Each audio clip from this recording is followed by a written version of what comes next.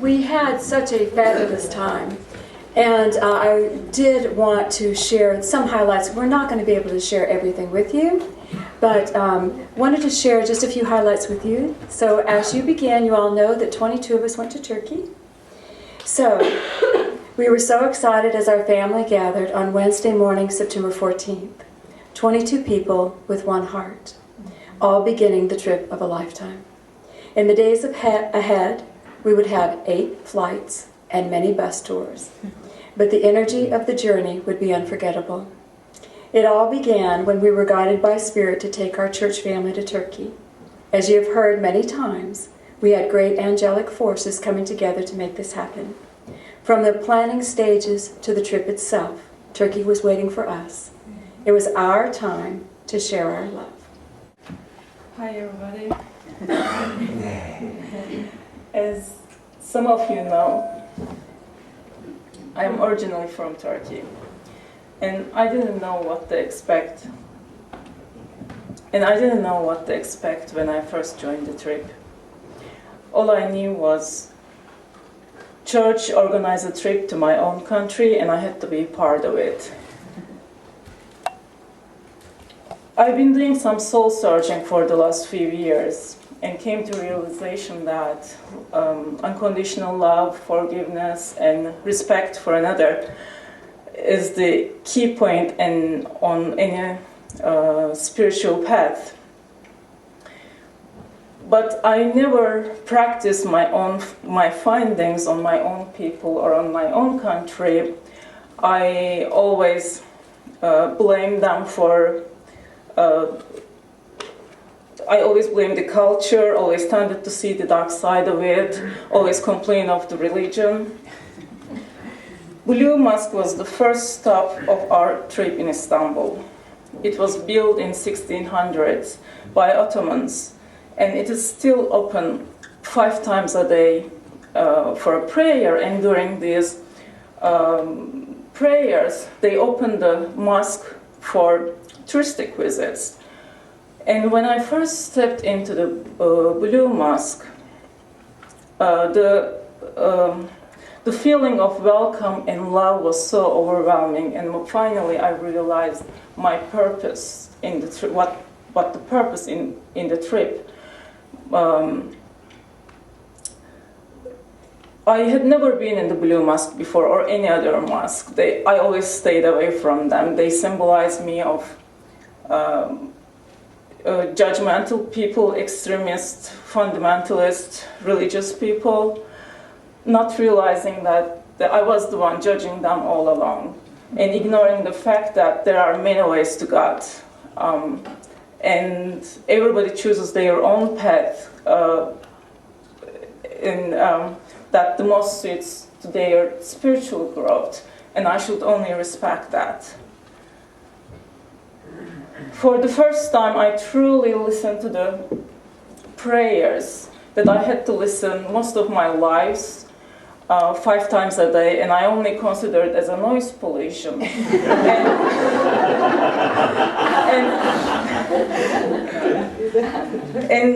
And actually, I realized that it actually has a beautiful meaning, and it kept reminding us, saying us that God is great. It says, I bear the witness that there is no God, expect the one God, and rise up for prayer.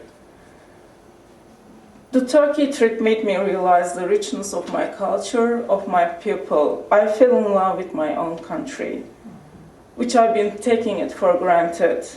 It was a big milestone of my spiritual growth. And thank you, Inner Quest, for making it part of such a great trip. Thank you. Günaydın. That means good morning. I think I had some similar feelings to Esra's, and first time, you could see the Blue Mosque. It's huge, and you could see it off in the distance, but the first time we actually drove up and we were close to it, I started weeping. It was a feeling of longing and something I couldn't even explain. I mean, it was instantaneous. It was so beautiful. You get in there and you're warned that There is going to be a queue, no doubt, which means there is going to be a line. And you wait and you take pictures and you're waiting. And I was very anxious about getting in there. I was very excited. And it goes really quickly. Right when you get to the door, they make you take your shoes off immediately. But you can't take them off too soon because your feet will be dirty. So your timing has to be impeccable. And then they give you a bag to put them in. And then you walk in and complete peace. It's lovely. And the fact that it is still used as a place of worship, to me, gave it such powerful, powerful energy. And it was very beautiful. I also was very touched by the calls to prayer that Esra mentioned that go out 5 times a day. You can hear them everywhere. It's almost like, small town USA where there's a church on every corner. It's very much, there's a mosque every few blocks. Some are ornate, some are very simple and plain, some have minarets, some just have loudspeakers. Before, I think the muezzin, I looked it up this morning, is the person would climb up to chant, and he would chant in all directions. Now they have loudspeakers facing in all directions. And each mosque, they're not synchronized perfectly. They start separate from each other. And I just Googled it this morning. And the reason for that is to prolong the call for prayer. They don't want it to go directly. It makes it longer. But you hear it out of sync with dissonance between the mosques, and then it comes out to this beautiful, harmony. And every time I heard it, I wanted to stop. And I would feel such longing, just longing. And we were even way up on the mountain in the Acropolis. And you could hear it in the town below, coming up through the air. And it was beautiful. And finally, we went to Didyma, where we went to visit the Oracle. And I was walking back with Sherry. And I look over, and I see a very plain building, actually, but it had loudspeakers. And I said, oh, Sherry, you know what would be perfect? If it was time for call to prayer. And I'm trying to, 7 hours ahead, so, trying to figure out what time it was. And all of a sudden we hear in the loudspeakers. And we were right next to it. And it went off. And it is absolutely beautiful. Sherry and I embraced. I think I held you for a real long time. I hope I didn't freak you out. I was just amazed. I have you on video. Oh, do you really? Oh no. A group of us stopped and we just faced the mosque and we listened. And it, I think, was one of the most profound feelings in my life. You could hear the heart in the person who was singing. I think that's it. It was lovely, and I am very, very grateful to have that opportunity. Thank you. Good morning. After we visited the Blue Mosque, we went to Hagia Sophia, which is Saint Sophia, meaning Holy Wisdom, which was a church and a mosque, and had been there for centuries. And so we did our tour with our guide, and at the end we went to this space where there was a library. And the library was gated off. It was fenced off and locked. And of course, we all went over and sat on the stairs and meditated, even though people were trying to get to that area. And we sat and we meditated, and a lot of us just got symbols. We felt like symbols were being downloaded and information, although we didn't know what it meant. And then I stood up and I faced in the library and held the gate.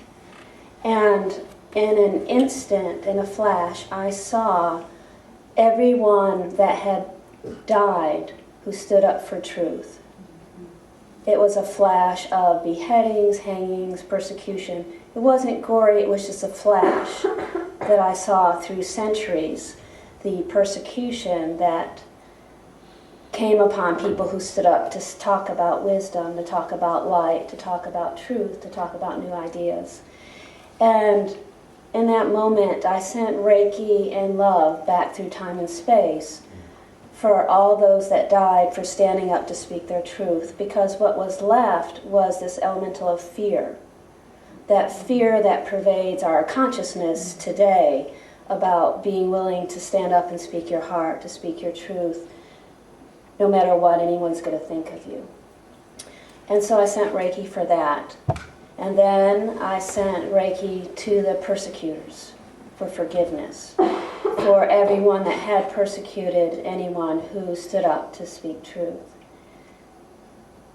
And then I sent Reiki to now, for all of us to allow to, as we stand up to speak our truth, that we also allow the freedom of others to stand up and speak their truth. And that we speak our truth with acceptance of others as well.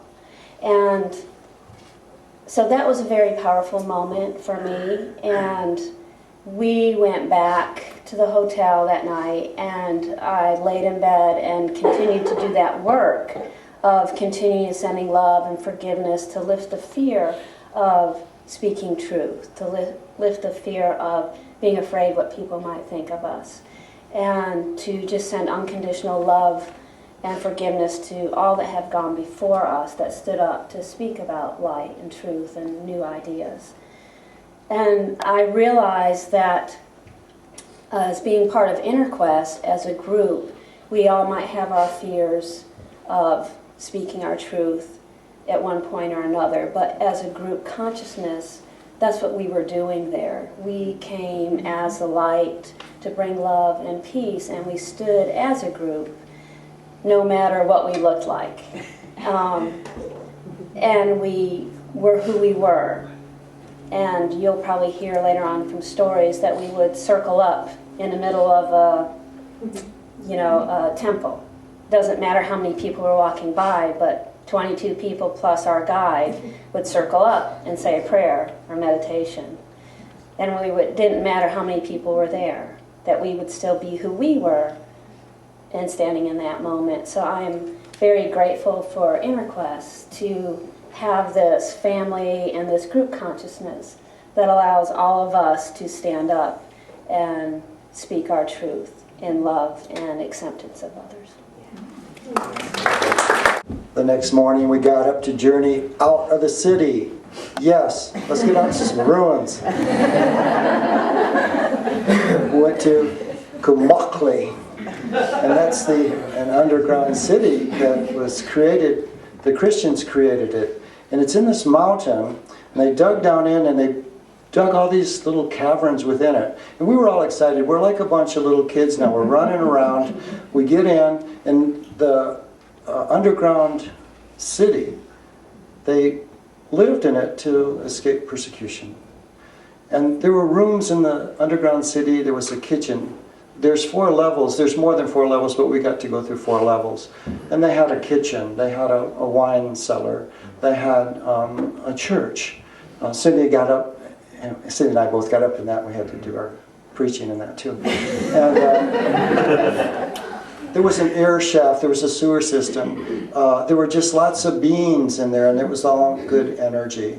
There's tons of pictures with orbs in them. You're going to see a bunch of pictures that everyone got with all these orbs, and then we connected with the spirits there. So we're just walking through there, and it's like getting down and crawling through these little tunnels, because all the rooms were separate. They weren't all connected, but there was little pathways going to it. And one time we came into this room, we just, all of us got in there, and we sat down, and next thing you know, we're all just starting to chant. So we're chanting these Oms, and I mean, it's reverberating throughout this whole mountain. It was really awesome. And so after we got done, our guide said, like, why'd you chant there, you know? And so we were just guided. Well, it was part of the tombs of that underground complex. And in that process of going down there, taking the light down there, I thought it was pretty symbolic of, you know, like people taking a new thought, and you have to take it within to really integrate it and to own it. And it was kind of symbolic of that underground city these people taking their newfound understanding, belief, truth about Christ, Christianity, but then having to go over underground with it, and then allow it to really grow and manifest in their lives. So we had a great time. You'll see all the pictures. And we shook up the energy so much. And then we're all just moving out. And so at the end, Cindy had to grab a few people and circle up and kind of close the energy once again so that everything could kind of get stabilized and everything. So that was just an awesome part of the trip. We were in the mountains, and I love nature, so that was really a good one for me. And yay, God. That afternoon we had some more spiritual work that had to be done that we had to do. So Diamira's going to share. Is Diamira here? So the story starts just a little bit before that night, or that day. It actually starts the night before, when I was, we made an effort. We had to get up really early the next day, the day that we were flying to Cappadocia, with the underground city, which Patrick just spoke about, and with all the fairy chimneys and stuff. In order to get there, we had to take an early morning flight. I don't know if it was 5 o'clock in the morning, but we had to be up at about 3 or 4, very early. So we all made an extra special effort to go to bed early the night before. So that was my plan, that was my intention. And what was interesting about that is I actually wasn't able to sleep. I laid in bed awake for hours and hours and hours, and finally I looked at the clock at about 3 o'clock in the morning and I thought, oh, I just want to sleep. And then all of a sudden, as you're laying there and you're so tired and there's no resistance, then all of a sudden it's just something trickled in. And it was like the David Council of the region just kind of came, and they were like, so we need to talk to you. And I said, it's 3 o'clock in the morning. Can we, And they said, well, I know, but when else were we supposed to talk to you? This is important. This is sort of time-sensitive material in your world, and so, and we need you to do some work tomorrow. So, all right, time to listen. Get a pen and paper. And I thought, that's just my mind talking. I'm going to go to sleep. That's nice. So I just kind of relaxed, and as I think I was about to fall asleep, I was so peaceful. And all of a sudden, I got a cramp in my leg. And it was so bad that I actually had to get out of bed and start doing sporadic yoga at 3:30 in the morning to get out this cramp, so I thought I better listen. So I listened, and what they had told me, they had showed me this image of long ago, this king, this man, and you see him falling down on one knee, and his crown falls off his head. And in that moment of his crown falling off his head, I didn't get whether it was a personal defeat or a defeat in battle, but in either case, in that moment, the energy of his betrayal and defeat was so great that it almost stuck into the land, and it caused a blockage in the land, in which the energy was not flowing in this normally where the lines of energy flow in the land, there was a block, and so this land had been just stuck. And so we needed to go to this place, and so they said, well, Cindy and you were aware of this place. It wasn't on the itinerary, the new one, so just make sure you detour. And I thought, oh, okay. So anyway, so that was so now 2 hours later at breakfast, I share with Cindy that is it possible that we go here, because I got this guidance. And so she we came together, and she detoured the bus, and we rerouted, and we got to this beautiful space, which the land was just absolutely beautiful. There were fairy chimneys and all this, and it was called Uchasar Village. And I don't know any really historical facts about it, but we found a beautiful space around a tree that we felt wanted to participate. And so we gathered around this tree, we circled up, and we all kind of just assumed our role. So several of us felt it necessary to connect with the being, the man that had been trapped underground, and in this land, the energy, the blockage. And then the rest of us felt guided to pull the sadness out of the land that had been had been settled there for so long. So we set about to do that, and it was, I don't actually know the time. We actually have a picture of us being circled up. I think David Fuller stood and took pictures of us doing this, and it was great. It was great. The man lifted out. We lifted the man out. We lifted the sadness out, and we lifted it out to such a degree. We didn't. It wasn't like we had completely completed the work, but we lifted it out. The human touch was. The human touch was added to this work, in which the David Council of the region could now take over the rest of the work. So then they took over the rest of the work. We gave it over to them. And then, now that we had created this space, the sadness had been lifted, we had to infuse that space and reset the intention. And so we infused that space and said a beautiful prayer of peace. So the peace just went out as a blanket that engulfed the entire land. I mean, you could just feel it just ringing out. And it was just beautiful. Thank you.